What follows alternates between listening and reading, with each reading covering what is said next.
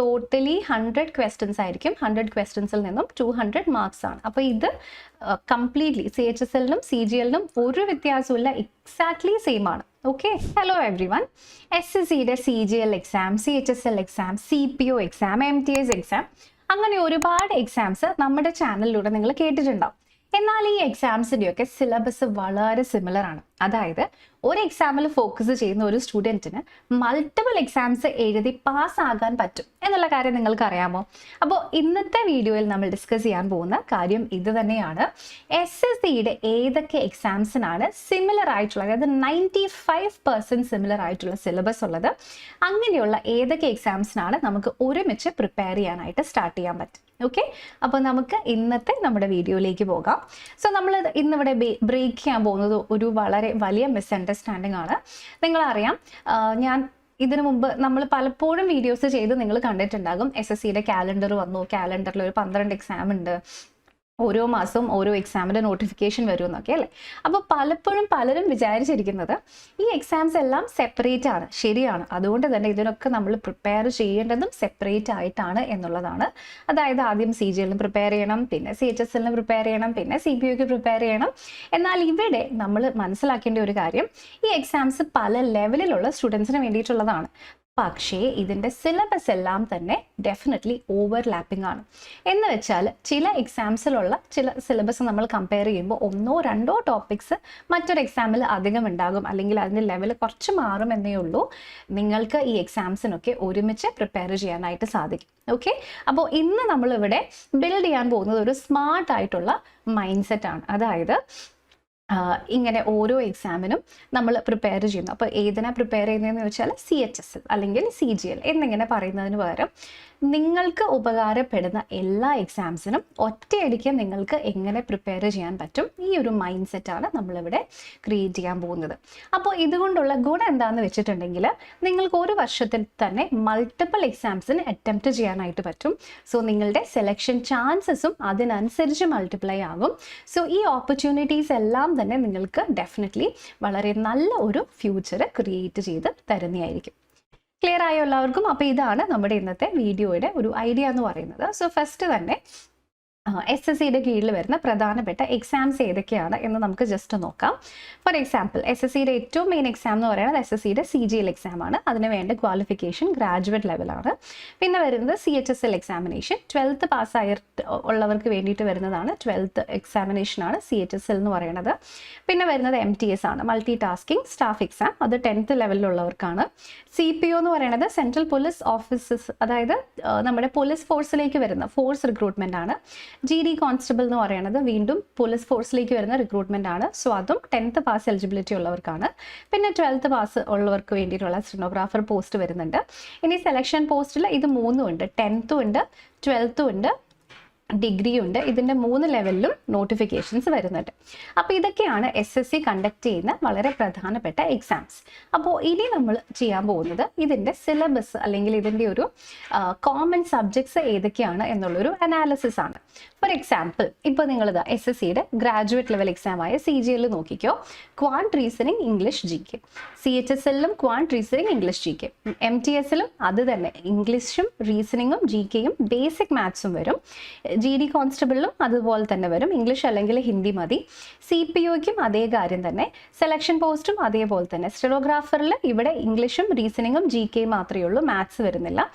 ഇനി technical exam ആയ JEയിൽ നമ്മൾ നോക്കുകയാണെങ്കിൽ പൊതുവേ SSCയിൽ വരുന്ന സബ്ജക്ട്സും അതിൻ്റെ കൂടെ ടെക്നിക്കൽ സബ്ജക്ട്സും ആണ് വരുന്നത്. അപ്പോൾ ഇത് നമ്മൾ കമ്പയർ ചെയ്ത് കഴിയുമ്പോൾ നമുക്ക് ഒരു കാര്യം ക്ലിയർ ആയിട്ട് മനസ്സിലാക്കാൻ പറ്റും. ചില എക്സാംസിൻ്റെ സിലബസ് എൻറ്റയർലി സെയിം ആണ്. ചിലപ്പോൾ അവിടെ ഇവിടെയും വരുന്ന ഡിഫറൻസ് ഒഴിച്ച് നോക്കിക്കഴിഞ്ഞാൽ, അങ്ങനെയുള്ള എക്സാംസിന് മാറ്റി നിർത്തിക്കഴിഞ്ഞാൽ മിനിമം 3 എക്സാംസിന് നിങ്ങൾക്ക് വേറെ ഒന്നും ചെയ്യാതെ ഡയറക്റ്റ് ആയിട്ട് ഒറ്റ പ്ലാനിലൂടെ പ്രിപ്പയർ ചെയ്യാനായിട്ട് പറ്റും. ആ എക്സാംസ് ആണ് SSCയുടെ CGL എക്സാമും CHSL എക്സാമും CPO എക്സാമും. അപ്പോൾ ഇതിൻ്റെ 3ൻ്റെയും ഓവർലാപ്പ് ഏറ്റവും സ്ട്രോങ്ങസ്റ്റ് ആണ്. അത് പറയാനുള്ള കാരണം, നിങ്ങൾ ഇതിൽ ഒരു എക്സാമിന് പ്രിപ്പയർ ചെയ്തിട്ടുണ്ടെങ്കിൽ നിങ്ങൾ ആക്ച്വലി 3 എക്സാമിനും പ്രിപ്പയർ ചെയ്യുന്നത് പോലെയാണ്. അപ്പോൾ അതിൽ CGLലും CPOയും ഇത് രണ്ടും ഡിഗ്രി ലെവലിൽ വരുന്ന എക്സാംസ് ആണ്. അത് ഞാൻ ജസ്റ്റ് ഇവിടേക്ക് എഴുതാം. ഡിഗ്രി ലെവലിൽ വരുന്ന എക്സാംസ് CGL-ഉം CPO-യുമാണ്. അപ്പോൾ ഇതിൻ്റെ പ്രിപ്പറേഷൻ്റെ കൂടെ നിങ്ങൾക്ക് ഡെഫിനറ്റ്ലി CHSL പ്രിപ്പറേഷന് കൊണ്ടുപോകാൻ പറ്റും. നേരെ തിരിച്ച് CHSL പ്രിപ്പയർ ചെയ്തിട്ട് CPO-യും CGL-ഉം എഴുതാൻ പറ്റുമോ എന്ന് ചോദിച്ചിട്ടുണ്ടെങ്കിൽ അവിടെ നിങ്ങൾക്ക് അത്ര നല്ല റാങ്ക് കിട്ടില്ല. കാരണം CHSL എന്ന് പറയുന്നത് 12th ലെവൽ എക്സാം ആയതുകൊണ്ട്. ക്ലിയർ? അപ്പോൾ ഇതിൻ്റെ മൂന്നിൻ്റെയും പ്രിപ്പറേഷൻ ഡിറ്റോ സെയിം ആയിട്ട് നിങ്ങൾക്ക് കൊണ്ടുപോകാം. അതിൽ CHSL CGL-നെക്കാളും ക്വസ്റ്റ്യൻസിൽ ഒരു ചെറിയ ലെവൽ ഡൗൺ ആണ് എന്നുള്ളൊരു ഡിഫറൻസ് മാത്രമേ ഉള്ളൂ. ബാക്കി എല്ലാ കാര്യങ്ങളും ഇവിടെ സെയിം ആണ്. മനസ്സിലാവുന്നുണ്ടോ ഞാൻ പറയുന്നത് എല്ലാവർക്കും? സോ അപ്പോൾ നിങ്ങൾ നല്ല ഒരു സെൻട്രൽ ഗവൺമെൻറ് ജോലിയാണ് ആഗ്രഹിക്കുന്നത്. അത് നിങ്ങൾക്ക് ഫോഴ്സസിലേക്കുള്ള ജോലി ആണെങ്കിലും കുഴപ്പമില്ലാന്നുണ്ടെങ്കിൽ CPO കൂടെ നിങ്ങൾ ആഡ് ചെയ്തോളൂ. ഇല്ലെങ്കിൽ CGL-ഉം CHSL-ഉം എന്തായാലും നിങ്ങൾക്ക് കമ്പൈൻ ചെയ്യാനായിട്ട് പറ്റും. ഓക്കെ, അപ്പോൾ ഇനി നമുക്ക് ഏതൊക്കെ സബ്ജക്റ്റുകളാണ് മോസ്റ്റ് ഓഫ് ദി എക്സാംസിൽ പ്രസൻറ്റ് ആയിരിക്കുന്നതെന്ന് നോക്കാം. ഫോർ എക്സാമ്പിൾ, ഇപ്പോൾ ക്വാണ്ടിറ്റേറ്റീവ് ആപ്റ്റിറ്റ്യൂഡ് ഓൾമോസ്റ്റ് എല്ലാത്തിലും ഉണ്ട്. റീസണിങ്ങും ജനറൽ അവയർനെസ്സും ഉണ്ട്. ഇംഗ്ലീഷ് മാത്രം ക്വാണ്ടിറ്റേറ്റീവ് ആപ്റ്റിറ്റ്യൂഡ് മാത്രം സ്റ്റെനോഗ്രാഫർ എക്സാമിലില്ല. പക്ഷേ അവിടെ കൂടുതലും ടൈപ്പിംഗ്, സ്റ്റെനോഗ്രാഫർ ആയതുകൊണ്ട് തന്നെ ടൈപ്പിംഗ് സ്കിൽസിൻ്റെ കൂടുതൽ ടെസ്റ്റ് ആയിരിക്കും വരുന്നത്.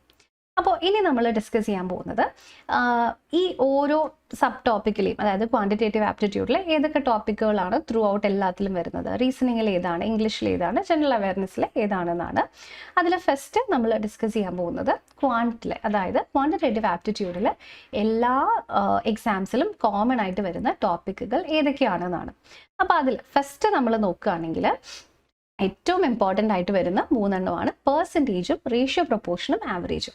ഞാൻ എൻ്റെ പല വീഡിയോസിലും നിങ്ങളോട് പറഞ്ഞിട്ടുണ്ട്, ഈ 3 ടോപ്പിക്കുകൾ പഠിക്കാതെ നിങ്ങൾക്ക് ഒരിക്കലും ക്വാണ്ട് പഠിക്കാൻ പറ്റില്ല. ക്വാണ്ട് മാത്രമല്ല, കുറച്ച് കഴിഞ്ഞ് ഡേറ്റ ഇൻ്റർപ്രിട്ടേഷനൊക്കെ വരുന്ന സമയത്തും ഇവിടെ ഈ 3 ടോപ്പിക്കുകളുടെയും ആപ്ലിക്കേഷൻ തന്നെയാണ് കാണുന്നത്. ഇപ്പോൾ ടൈം ആൻഡ് വർക്ക് നിങ്ങൾക്ക് സോൾവ് ചെയ്യണം, അവിടെ റേഷ്യോ പ്രൊപ്പോർഷൻ നിങ്ങൾ അറിഞ്ഞിരിക്കണം. അല്ലെങ്കിൽ പ്രോഫിറ്റ് ആൻഡ് ലോസ് സോൾവ് ചെയ്യണം, അവിടെ നിങ്ങൾക്ക് പെർസെൻറ്റേജ് എന്താണെന്ന് അറിഞ്ഞിരിക്കണം. സോ അപ്പോൾ ഈ 3 ടോപ്പിക്കുകളും പഠിച്ചെങ്കിൽ മാത്രമാണ് ക്വാണ്ടിറ്റേറ്റീവ് ആപ്റ്റിറ്റ്യൂഡിലെ മറ്റേത് ടോപ്പിക്കും നിങ്ങൾക്ക് പഠിക്കാൻ പറ്റുള്ളൂ. ഓക്കെ, സോ ഇത് 3ഉം വളരെ ഇമ്പോർട്ടൻ്റ് ആണ്. ഇനി അതുപോലെ തന്നെ വരുന്ന എല്ലാ എക്സാംസിലും കോമൺ ആയിട്ട് വരുന്ന ടോപ്പിക്സ് ആണ് profit loss, time and work, speed, distance, simplification, number system. അപ്പോൾ ഇതിൽ എല്ലാ എക്സാംസിലും ഒരുപോലെ വരാത്ത ടോപ്പിക്സും ഉണ്ട്. ഫോർ എക്സാമ്പിൾ, ഇപ്പോൾ നിങ്ങൾ CGL നോക്കുകയാണെങ്കിൽ ജിയോമെട്രിന്ന് ക്വസ്റ്റ്യൻസ് വരും, അല്ലെങ്കിൽ ചില കേസസിൽ മെൻസുറേഷൻ ഹയർ ലെവൽ ക്വസ്റ്റ്യൻസ് വരും. പക്ഷെ നിങ്ങൾ MTS-ലേക്ക് മൾട്ടി ടാസ്കിങ് സ്റ്റാഫ്, അതൊരു 10th ലെവൽ എക്സാം ആണ്, അവിടേക്ക് നോക്കിയിട്ടുണ്ടെങ്കിൽ അവിടെ ജിയോമെട്രിയിൽ നിന്നൊന്നും ക്വസ്റ്റ്യൻസ് വരാൻ പോകുന്നില്ല. ഓക്കെ, സോ അതുകൊണ്ടാണ് ഞാൻ പറഞ്ഞത് മിക്ക എക്സാംസിലും കോമൺ ആയിട്ട് വരുന്ന മാത്സിൻ്റെ ടോപ്പിക്സ് ആണ് സെലക്ട് ചെയ്തിരിക്കുന്നത്. ഇതല്ലാതെ എക്സ്ട്രാ ടോപ്പിക്സ് ഉണ്ട്. ഇപ്പോൾ CGL-ആണെങ്കിൽ ആൽജിബ്ര ബേസ്ഡ് ആയിട്ടുള്ള ചെറിയ ക്വസ്റ്റ്യൻസ് വരും, ലീനിയർ ഇക്വേഷൻസിൽ നിന്ന് ക്വസ്റ്റ്യൻസ് വരും, അല്ലെങ്കിൽ ജിയോമെട്രിയിൽ നിന്ന് ക്വസ്റ്റ്യൻസ് വരും. പക്ഷേ അതൊന്നും MTS-ൽ വരില്ല. ഓക്കെ, അതാണ് അതിൻ്റെ ഒരു ഡിഫറൻസ്. ഓക്കെ, ഇനി അതുപോലെ തന്നെ റീസണിങ്ങിൽ നിന്നും വരുന്ന ക്വസ്റ്റ്യൻസ് ഏതൊക്കെയാണെന്ന് നമുക്ക് നോക്കാം. അവിടെയും ഞാൻ കോമൺ ടോപ്പിക്സിലാണ് കൂടുതൽ ഫോക്കസ് ചെയ്യാനായിട്ട് പോകുന്നത്. അല്ലാതെ എല്ലാത്തിലും വരുന്ന എല്ലാ ടോപ്പിക്സും ഞാനിവിടെ ലിസ്റ്റ് ചെയ്യുന്നില്ല. എല്ലാ എക്സാംസിലും ഓൾമോസ്റ്റ് കോമൺ ആയിട്ട് വരുന്ന ടോപ്പിക്കുകളാണ്. ഫോർ എക്സാമ്പിൾ, വരാത്ത ടോപ്പിക്സ് ഇപ്പോൾ നോക്കിയിട്ടുണ്ടെങ്കിൽ CGL-ൽ നമുക്ക് കാലണ്ടർ ബേസ്ഡ് ആയിട്ടുള്ള ക്വസ്റ്റ്യൻസ്, അതായത് ഡേറ്റ് ആൻഡ് കാലണ്ടർ ബേസ്ഡ് ആയിട്ടുള്ള ക്വസ്റ്റ്യൻസ്, പിന്നെ ടൈം പ്ലസ് ആംഗിൾ ബേസ്ഡ് ആയിട്ടുള്ള ക്വസ്റ്റ്യൻ, ഇതൊക്കെ നമുക്ക് CGL-ൽ കിട്ടും. എന്നാൽ ഇതൊന്നും തന്നെ MTS പോലത്തെ ഒരു എക്സാമിലേക്ക് വരില്ല. സോ അത്തരത്തിലുള്ള ടോപ്പിക്സ് ഞാനിവിടെ ലിസ്റ്റ് ചെയ്യുന്നില്ല. എല്ലാത്തിലും ഒരുമിച്ച് വരുന്ന ടോപ്പിക്സ് ആണ് നമ്മളിവിടെ എടുത്തിരിക്കുന്നത്. അതായത് coding, decoding, blood relations, direction sense, analogy, classification, seating arrangement, series and syllogism. അപ്പോൾ ഈ ടോപ്പിക്സ് എല്ലാം തന്നെ നിങ്ങൾ SSC-യുടെ ഏത് എക്സാംസ് എടുത്താലും, അതായത് നിങ്ങൾ 10th ലെവൽ എക്സാം എടുത്താലും 12th ലെവൽ എക്സാം എടുത്താലും ഡിഗ്രി ലെവൽ എക്സാം എടുത്താലും ഈ ടോപ്പിക്സ് എല്ലാം തന്നെ മസ്റ്റായിട്ടും അതിൽ വന്നിട്ടുണ്ടാവും. അപ്പോൾ നിങ്ങൾ എല്ലാത്തിനും at the same time prepare ചെയ്യാനാണ് നോക്കുന്നതെങ്കിൽ ഈ ടോപ്പിക്സിന് നിങ്ങൾ എക്സ്ട്രാ ഫോക്കസ് കൊടുക്കുക. ക്ലിയർ ആയോ എല്ലാവർക്കും? ഇനി അടുത്തതായിട്ട് ഇംഗ്ലീഷാണ് നമ്മൾ ഡിസ്കസ് ചെയ്യാനായിട്ട് പോകുന്നത്. സോ അപ്പോൾ ഇംഗ്ലീഷിൽ ഒരുവിധം സിമിലർ ആണ്.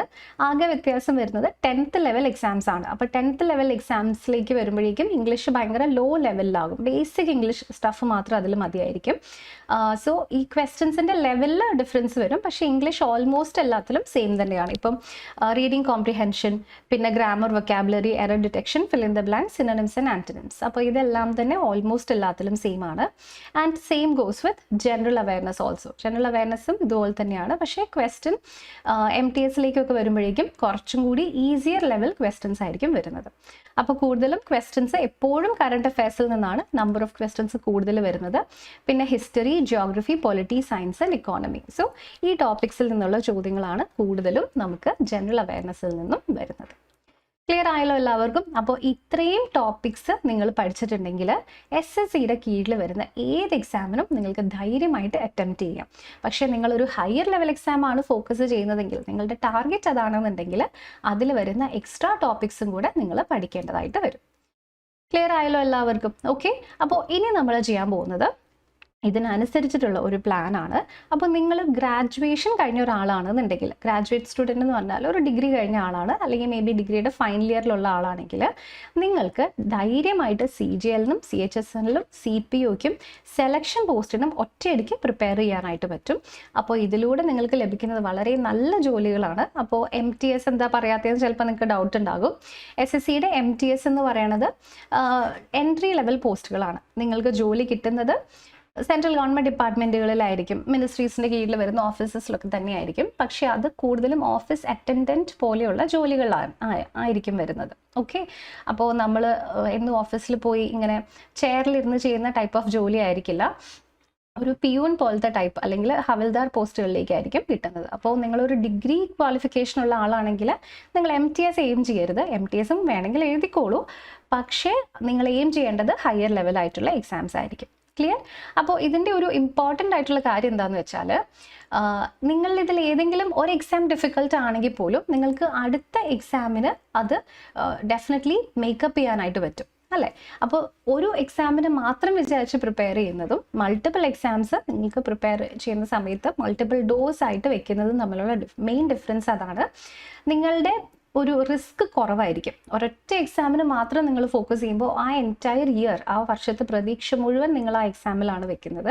അപ്പോൾ നിങ്ങൾക്ക് ടെൻഷൻ കൂടും, ചിലപ്പോൾ നിങ്ങൾക്ക് ആൻസേഴ്സ് തെറ്റിപ്പോവും, നമ്മൾ നെർവസ് ആകും, ആൻസേഴ്സ് ഒന്നും ഓർമ്മ വരില്ല. അപ്പോൾ അതെല്ലാം ഒഴിവാക്കാനുള്ള ഒരു നല്ല മെത്തേഡാണ് ഈ മൾട്ടിപ്പിൾ എക്സാംസ് ചൂസ് ചെയ്യുക എന്ന് പറയുന്നത്.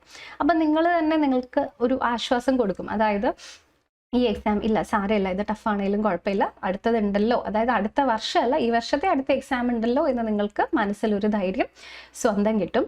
അപ്പോൾ അത് വെച്ചിട്ട് ഒരു പക്ഷേ നിങ്ങൾ അതിനെ you might not take it for granted.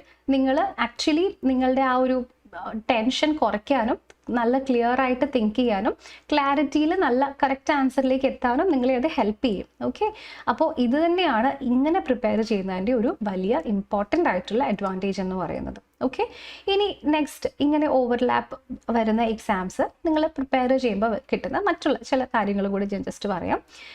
ഇവിടെ നിങ്ങൾ നോക്കിക്കോ, നിങ്ങൾക്ക് SSCയുടെ എക്സാംസിനാണ് നിങ്ങൾ പ്രിപ്പയർ ചെയ്യുന്നതെങ്കിൽ SSCയിൽ ഈ എക്സാംസിന് അപ്ലൈ ചെയ്യാൻ വളരെ എളുപ്പമാണ്. SSCയുടെ ഒരു 1 ടൈം രജിസ്ട്രേഷൻ OTR എന്ന് പറയുന്ന ഒരു പ്രോസസ്സ് ഉണ്ട്. അപ്പോൾ ഇത് എന്താണ്, എങ്ങനെ ചെയ്യണം എന്നൊക്കെയുള്ള ഡീറ്റെയിൽഡ് ആയിട്ടുള്ള വീഡിയോ ഞാൻ തന്നെ ചെയ്തിട്ടുണ്ട് നമ്മുടെ ചാനലിൽ. ഒന്ന് നിങ്ങൾ സെർച്ച് ചെയ്താൽ മതി, SSC OTR 1 ടൈം രജിസ്ട്രേഷൻ നോക്കിയാൽ മതി കേട്ടോ. അപ്പോൾ ഇവിടെ നമ്മൾ എന്താ ചെയ്യേണ്ടതെന്ന് വെച്ചാൽ SSCയിൽ ഒരു പ്രൊഫൈൽ ക്രിയേറ്റ് ചെയ്തിടുക. എന്നിട്ട് ഓരോ എക്സാം വരുമ്പോഴും നിങ്ങൾ ഓരോ തവണ പേരും നിങ്ങളുടെ വീട്ടുപേരും സ്ഥലപ്പേരും കൊടുത്ത് നിങ്ങൾ അപ്ലൈ ചെയ്യേണ്ട കാര്യമില്ല. ഫസ്റ്റ് ടൈം നിങ്ങൾ പ്രൊഫൈൽ ക്രിയേറ്റ് ചെയ്ത് കഴിഞ്ഞാൽ ഓരോ എക്സാം വരുമ്പോഴും ജസ്റ്റ് ക്ലിക്ക് അപ്ലൈ എന്ന് പറയുന്ന ഒരു ബട്ടൺ പ്രസ് ചെയ്യുക, നേരെ പോയിട്ട് എക്സാമിന് അപ്ലൈ ചെയ്യുക. ഓക്കെ, അപ്പോൾ വളരെ സിമ്പിളാണ്. സോ അപ്ലൈ ചെയ്യാനുള്ള ആ ഒരു പ്രോസസ്സ് വളരെ സിമ്പിളാണ്. അതിൽ രജിസ്ട്രേഷൻ ഫീസ് വരുന്നത് 100 rupees ആണ്. ഇത് ജനറൽ കാറ്റഗറിയിലുള്ള ആൾക്കാർക്കാണ് കേട്ടോ. അൺറിസർവ്ഡ് കാറ്റഗറിയിലുള്ളവർക്കാണ് 100 രൂപ. അതിൽ തന്നെ SC STക്കാർക്കും പിന്നെ പേഴ്സൺസ് വിത്ത് ഡിസബിലിറ്റി അങ്ങനെയുള്ളവർക്കും അപ്ലൈ ചെയ്യുന്ന സമയത്ത് ഫീസ് കൊടുക്കണ്ട. പിന്നെ പെൺകുട്ടികൾക്കും ഫീസ് കൊടുക്കണ്ട. പെൺകുട്ടികൾക്കും ഇത് കംപ്ലീറ്റ്ലി ഫ്രീ ആണ്. ഓക്കെ, അപ്പോൾ ഇങ്ങനെ നിങ്ങൾ സ്മാർട്ടായിട്ട് പ്രിപ്പയർ ചെയ്തിട്ടുണ്ടെങ്കിൽ ഏതൊക്കെ നോട്ടിഫിക്കേഷൻസ് വന്നിട്ടുണ്ടെങ്കിലും നിങ്ങൾ അപ്ലൈ ചെയ്യാനും അധികം സമയം എടുക്കില്ല. നമുക്കൊക്കെ മടിയാണ്, നമ്മൾ പ്രിപ്പയർ ചെയ്യാത്ത ഒരു എക്സാമിന് അപ്ലൈ ചെയ്യാൻ. ആപ്ലിക്കേഷൻ പ്രോസസ്സ് തന്നെ ഭയങ്കര ഡിഫിക്കൽട്ട് അല്ലേന്ന് ഓർത്തിട്ട് അപ്ലൈ ചെയ്യാൻ തന്നെ മടിയായിരിക്കും. പക്ഷേ ഇവിടെ ആക്ച്വലി ആപ്ലിക്കേഷൻ പ്രോസസ്സും വളരെ സിമ്പിളാണ്. അപ്പോൾ ഇതല്ലെങ്കിൽ മറ്റ് മറ്റത് എല്ലാം ഒന്നിനൊന്ന് മികച്ച എക്സാംസ് ആണ്. CHSL മുതൽ അങ്ങോട്ടുള്ള എക്സാംസ് ആണ്. MTSനെ കൂട്ടണ്ട. സോ MTS നിങ്ങൾ 10th എലിജിബിലിറ്റി മാത്രമേ ഉള്ളൂ എന്നുണ്ടെങ്കിൽ അപ്ലൈ ചെയ്യേണ്ട എക്സാം ആണ്. ഡിഗ്രി എലിജിബിലിറ്റി ഉള്ളവർ വെറുതെ MTSൽ പോയി അപ്ലൈ ചെയ്ത് നിങ്ങളുടെ സമയം അതിൽ MTSന് ഫോക്കസ് ചെയ്യരുത്. എഴുതിക്കോളൂ, ഫോക്കസ് ചെയ്യരുത്. ഓക്കെ. സോ അപ്പോൾ ഇതാണ് ഇവിടെ നമ്മൾ ശ്രദ്ധിക്കേണ്ട ഇമ്പോർട്ടൻ്റ് ആയിട്ടുള്ള ഒരു കാര്യം. അപ്പോൾ ഇവിടെ നമുക്ക് വരുന്ന ഒരു ചാലഞ്ച് എന്താണെന്ന് വെച്ചിട്ടുണ്ടെങ്കിൽ, സിലബസ് നമുക്കറിയാം എല്ലാം സിമിലർ ആണ്. പക്ഷേ ക്വസ്റ്റ്യൻസ് നമ്മൾ നോക്കിയിട്ടുണ്ടെങ്കിൽ എല്ലാം ഒരുപോലെയാണോ? Definitely no. അങ്ങനെയാണെങ്കിൽ പിന്നെ പല എക്സാം നടത്തേണ്ട കാര്യമില്ലല്ലോ. എക്സാമിൻ്റെ ഡിഫിക്കൽട്ടി ലെവൽ കുറച്ചും കൂടെ ഡിഫറൻസ് ഉണ്ടാകും. അതിൽ ഏറ്റവും ഈസി ക്വസ്റ്റ്യൻസ് വരുന്നത് MTS ആണ്. ബിക്കോസ് MTS ഒരു 10th ലെവൽ എക്സാം ആയതുകൊണ്ടാണ്. CHSL എന്ന് പറയുന്നത് 12th ലെവൽ എക്സാം ആണ്. CGL ഒരു ഡിഗ്രി ലെവൽ എക്സാം ആണ്. ആൻഡ് CPOയും ഇവിടെ ഡിഗ്രി ലെവൽ എക്സാം ആണ്. അപ്പോൾ ഇവിടെ മോഡറേറ്റ് ലെവലിൽ CHSL വരാൻ കാരണം അതൊരു 12th ലെവൽ എക്സാം ആയതുകൊണ്ടാണ്. എന്നാൽ CGLും CPOയും ഹയർ ലെവൽ എക്സാംസ് ആണ്. ബിക്കോസ് അത് രണ്ടും ഡിഗ്രി ലെവൽ എക്സാംസ് ആണ്. അപ്പോൾ ഇവിടെ നമ്പർ ഓഫ് ക്വസ്റ്റ്യൻസിൽ നിങ്ങൾക്ക് ഇവിടെ ഡിഫറൻസ് ഉണ്ടാകും. അതേസമയം ഇപ്പോൾ CHSLൻ്റെയും CGLൻ്റെയും എക്സാം പാറ്റേൺ വളരെ സിമിലർ ആണ്. ഓക്കെ. അപ്പോൾ ഇവിടെ നമുക്ക് CHSLൻ്റെയും CGLൻ്റെയും എക്സാം പാറ്റേൺ നോക്കിയാൽ നമുക്കിവിടെ 25 ക്വസ്റ്റ്യൻസ് ആയിരിക്കും ഉണ്ടാവുന്നത് ഓരോ സെക്ഷനിൽ നിന്നും. അപ്പോൾ മാത്സിൽ നിന്നും 25 ക്വസ്റ്റ്യൻസ് ഉണ്ടാകും. പിന്നെ റീസണിങ്ങിൽ നിന്നും 25 ക്വസ്റ്റ്യൻസ് ഉണ്ടാകും. ജനറൽ അവയർനെസ്സിൽ നിന്നും ഇംഗ്ലീഷിൽ നിന്നും ഒരേപോലെ സെയിം നമ്പർ ഓഫ് ക്വസ്റ്റ്യൻസ് ആയിരിക്കും നമുക്ക് ഉണ്ടാവുന്നത്. അപ്പോൾ നമുക്ക് ടോട്ടലി 100 ക്വസ്റ്റ്യൻസ് ആയിരിക്കും. 100 ക്വസ്റ്റ്യൻസിൽ നിന്നും 200 മാർക്സ് ആണ്. അപ്പോൾ ഇത് കംപ്ലീറ്റ്ലി CHSLനും CGLനും ഒരു വ്യത്യാസമില്ല, എക്സാക്ട്ലി സെയിം ആണ്. ഓക്കെ. എന്നാൽ ഇവിടെ CPOയിലേക്ക് വരുമ്പോഴേക്കും എക്സാം നടക്കുന്നത് ഇതുപോലെ 200 മാർക്കിലാണ്. പക്ഷേ ഡിഫറൻസ് എന്താണെന്ന് വെച്ചാൽ നമ്പർ ഓഫ് ക്വസ്റ്റ്യൻസിൽ വ്യത്യാസമുണ്ട്. ഇത് 1 hour എക്സാം ആണ് കേട്ടോ. ഇതൊക്കെ 1 hour എക്സാം ആണ്. എന്നാൽ CPOയിലേക്ക് വരുമ്പോഴേക്കും അവിടെ നമുക്ക് ഇതൊരു 2 hour എക്സാം ആണ്. ഈ പറഞ്ഞ 4 സബ്ജക്ട്സും ജനറൽ അവയർനെസ് ഉണ്ട്, മാത്സ് ഉണ്ട്, പിന്നെ നമുക്ക് റീസണിങ് ഉണ്ട്, പിന്നെ ഇംഗ്ലീഷ് ഉണ്ട്.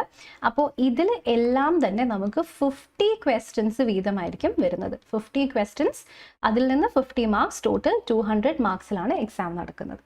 അപ്പോൾ ഇതാണ് ഇവിടെ വരുന്ന ഒരു മെയിൻ വ്യത്യാസം എന്ന് പറയുന്നത്. സോ മറ്റത് എത്രയാണോ ഉള്ളത് അതിൻ്റെ ഇരട്ടി നമ്പർ ഓഫ് ക്വസ്റ്റ്യൻസ് ആണ് CPOയിൽ വരുന്നത്. സോ CPO ഇച്ചിരിയും കൂടെ ലോങ് എക്സാം ആണ്. നിങ്ങൾ ക്വസ്റ്റ്യൻ പേപ്പേഴ്സ് നോക്കിയാലും കാണാം, കുറച്ചും കൂടെ ലോങ് ആയിട്ട് വരുന്ന എക്സാം ആണ്. അപ്പോൾ CPOയുടെ ഫസ്റ്റത്തെ ലെവൽ ഈ CBT, അതായത് അല്ലെങ്കിൽ നമ്മുടെ CBE എന്ന് പറയും, കമ്പ്യൂട്ടർ ബേസ്ഡ് ടെസ്റ്റ് ആണ്. ഇതിന് ശേഷം ഇത് ക്ലിയർ ചെയ്യുന്നവർക്ക് അടുത്ത ലെവൽ ഫിസിക്കൽ ടെസ്റ്റ് ആണ്. ഫിസിക്കൽ ടെസ്റ്റിലേക്ക് പോകും. അത് ക്വാളിഫൈ ചെയ്താലാണ് നമ്മുടെ സെക്കൻഡ് ലെവൽ CBT 2ലേക്ക് പോകാനായിട്ട് പറ്റുള്ളൂ, സെക്കൻഡ് പേപ്പറിലേക്ക് പോകാനായിട്ട് പറ്റുള്ളൂ. ക്ലിയർ? അപ്പോൾ അതിൻ്റെ ഇടയ്ക്കാണ് ഫിസിക്കൽ ടെസ്റ്റ് വരുന്നത്. അപ്പോൾ അത് CPOൻ്റെ ഒരു പ്രത്യേകതയാണ് കേട്ടോ. ഞാൻ ഈ പറഞ്ഞ കൂട്ടത്തിൽ പറഞ്ഞു എന്ന് മാത്രമേ ഉള്ളൂ. നിങ്ങൾ ജസ്റ്റ് പ്രിപ്പയർ ചെയ്യുമ്പോൾ ഇതുകൂടെ മനസ്സിലുണ്ടാവണം എന്നോർത്ത് പറഞ്ഞത് മാത്രമേ ഉള്ളൂ. ഓക്കെ. അപ്പോൾ ഇനി പ്രിപ്പയർ ചെയ്യേണ്ടത് എങ്ങനെയാണ്? ഞാൻ എല്ലാ വീഡിയോസിലും പറയുന്ന അതേ കാര്യം തന്നെയാണ് പറയുന്നത്. ഫസ്റ്റ് നിങ്ങൾ ചെയ്യേണ്ടത് ഡെഫിനറ്റ്ലി നിങ്ങളുടെ ഫൗണ്ടേഷൻ സ്ട്രോങ് ആക്കുക, പ്രാക്ടീസ് ചെയ്യുക, മാക്സിമം മോക്സ് എടുക്കുക, അല്ലെങ്കിൽ മൾട്ടിപ്പിൾ എക്സാംസിൻ്റെ മോക്സ് നിങ്ങൾ മസ്റ്റായിട്ടും യൂസ് ചെയ്യുക. എങ്കിൽ മാത്രമാണ് പല എക്സാംസിൻ്റെയും ലെവൽ നിങ്ങൾക്ക് കൃത്യമായിട്ട് മനസ്സിലാക്കാൻ പറ്റുള്ളൂ. അപ്പോൾ ചിലപ്പോൾ നിങ്ങൾ എവിടെയെങ്കിലും കേട്ടിട്ടുണ്ടാവും SSCക്കൊക്കെ എന്തോരം ആൾക്കാരാണ് അപ്ലൈ ചെയ്യുന്നതെന്ന്, അല്ലേ? ഡെഫിനറ്റ്ലി ഒത്തിരി ലക്ഷങ്ങൾ അപ്ലൈ ചെയ്യുന്നുണ്ട്. പക്ഷേ സീരിയസ് ആയിട്ട് അപ്ലൈ ചെയ്യുന്ന ആൾക്കാരും വളരെ കുറവാണ്. പല ആൾക്കാരും ജസ്റ്റ് അപ്ലൈ ചെയ്യും. സ്ത്രീകൾക്കൊക്കെ ഫ്രീ ആയത് കാരണവും റിസർവ് കാറ്റഗറിക്ക് ഫ്രീ ആയത് കാരണം വെറുതെ അപ്ലൈ ചെയ്യുന്നവരുണ്ട്. അപ്പോൾ നമ്മൾ കേൾക്കുന്നത് ഇത്ര ലക്ഷം ആപ്ലിക്കേഷൻ വന്നു എന്ന് മാത്രമാണ്. ഇതിൽ എത്ര ശതമാനം ആൾക്കാർ ആക്ച്വലി പ്രിപ്പയർ ചെയ്യുന്നുണ്ടെന്ന് നമുക്കറിയില്ല, അല്ലേ? സോ ഡെഫിനറ്റ്ലി സീരിയസ് അല്ലാത്ത ആൾക്കാരുണ്ട്, പകുതി വഴിയിൽ പ്രിപ്പറേഷൻ ഉപേക്ഷിച്ച് പോകുന്ന ആൾക്കാരുണ്ട്, പിന്നെ കൺസിസ്റ്റൻ്റ് ആയിട്ട് പ്രിപ്പയർ ചെയ്യാത്തവരുണ്ട്, ഒരു സ്ട്രാറ്റജി ഇല്ലാതെ ചുമ്മാ പഠിക്കുന്നവരുണ്ട്. അപ്പോൾ അതോർത്ത് നിങ്ങൾ പേടിക്കേണ്ട കാര്യമില്ല. നിങ്ങൾ ഒരു നല്ല സ്മാർട്ട് ആസ്പിറൻ്റ് ആയിട്ട് ഒരു നല്ല സ്ട്രാറ്റജിയിൽ, നമ്മൾ അതിന് smart strategy four central government exams എന്ന് പറഞ്ഞ വീഡിയോ ചെയ്തിട്ടുണ്ട് നമ്മുടെ ചാനലിൽ, നിങ്ങൾക്ക് അത് ചെക്ക് ചെയ്യാം. അപ്പോൾ ഒരു കൃത്യമായ പ്ലാനിലൂടെ ഡെഫിനറ്റ്ലി നിങ്ങൾക്ക് അറ്റംപ്റ്റ് ചെയ്തിട്ടുണ്ടെങ്കിൽ മോർ ദാൻ വൺ എക്സാം നിങ്ങൾക്ക് ക്ലിയർ ചെയ്യാനായിട്ട് പറ്റും ഈ വർഷത്തിൽ തന്നെ. ക്ലിയർ എല്ലാവർക്കും? സോ സിലബസ് അനലൈസ് ചെയ്യുക, എക്സ്ട്രാ വരുന്ന ടോപ്പിക്സ് എന്തൊക്കെയാണോ അതിൽ മാത്രം ജസ്റ്റ് നിങ്ങളൊന്ന് ഫോക്കസ് ചെയ്യുക. അപ്പോൾ നിങ്ങൾക്ക് മൊത്തത്തിൽ പ്രിപ്പറേഷൻ്റെ സമയത്ത് ഉള്ള ആ ഒരു ടെൻഷനൊക്കെ ഉണ്ടാവുമല്ലോ, ഈ ഒരൊറ്റ എക്സാമിന് വേണ്ടി ഒരു വർഷം കളയുന്നത് നല്ലതാണോ എന്നുള്ള ടെൻഷനൊക്കെ ഉണ്ടാവും, അതൊക്കെ മാറിക്കിട്ടും. കാരണം നിങ്ങളുടെ പ്രോബബിലിറ്റി ഓഫ് സെലക്ഷൻ ഒത്തിരി കൂടാനായിട്ട് പറ്റും. ക്ലിയർ? അപ്പോൾ ഇതൊക്കെയാണ് നിങ്ങൾക്ക് ഒരേപോലെ പ്രിപ്പയർ ചെയ്യാൻ പറ്റുന്ന എക്സാംസ് എന്ന് പറയുന്നത്. സോ പ്ലീസ് നിങ്ങൾ നിങ്ങളുടെ ഓപ്ഷൻസ് എപ്പോഴും ഓപ്പൺ ആക്കി വെക്കുക, എന്നിട്ട് നിങ്ങൾ പ്രിപ്പയർ ചെയ്യും. ഓക്കെ? അപ്പോൾ ഇത്തരത്തിലുള്ള എല്ലാ എക്സാംസിനും പ്രിപ്പയർ ചെയ്യാൻ വേണ്ടിയിട്ടുള്ള ക്ലാസ്സസ് എൻട്രി ആപ്പിൽ അവൈലബിൾ ആണ്. സോ നമുക്ക് SSCയുടെ എക്സാംസ് മാത്രമല്ല, ബാങ്ക് എക്സാംസും ഉണ്ട്, റെയിൽവേ എക്സാംസും ഉണ്ട്. അപ്പോൾ ഇതിനെ പറ്റിയൊക്കെ കൂടുതൽ അറിയണം എന്നുണ്ടെങ്കിൽ സ്ക്രീനിൽ കാണുന്ന ഈ നമ്പറിൽ നിങ്ങൾക്ക് നമ്മളെ കോൺടാക്റ്റ് ചെയ്യാം. ഓക്കെ? അപ്പോൾ ഇത്തരത്തിലുള്ള കൂടുതൽ വീഡിയോസ് കാണാൻ നമ്മുടെ ചാനൽ ഫോളോ ചെയ്യുക. ഫോളോ ചെയ്തിട്ട് നോട്ടിഫിക്കേഷൻസ് ഓൺ ചെയ്തിടുക, എങ്കിൽ മാത്രമാണ് പുതിയ വീഡിയോസ് വരുന്നത് നിങ്ങൾ അറിയുള്ളൂ. ഓക്കെ? പിന്നെ എന്തെങ്കിലും സംശയങ്ങളുണ്ടെങ്കിൽ കോമൻസിലൂടെ നമ്മളെ എഴുതി അറിയിക്കുക. ആൻഡ് നിങ്ങൾക്ക് ഇതുപോലെ ഏതെങ്കിലും വീഡിയോസ് വേണം എന്നുള്ള സജഷൻസ് ഉണ്ടെങ്കിലും അതും കോമൻസിലൂടെ തന്നെ നമ്മളെ എഴുതി അറിയിക്കുക. ഓക്കെ? അപ്പോൾ ഇനി അടുത്ത തവണ മറ്റൊരു വീഡിയോയുമായിട്ട് വീണ്ടും കാണാം. Thank you so much for watching.